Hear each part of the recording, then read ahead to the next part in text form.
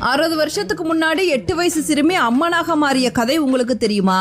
1956ஆம் ஆண்டு லலிதா அப்படிங்கிற 8 வயசு சிறுமி காரைக்குடிக்கு அருகில் இருக்க மீனாட்சிபுரத்துக்கு உடல் முழுவதும் அம்மையோட வந்திருக்கா.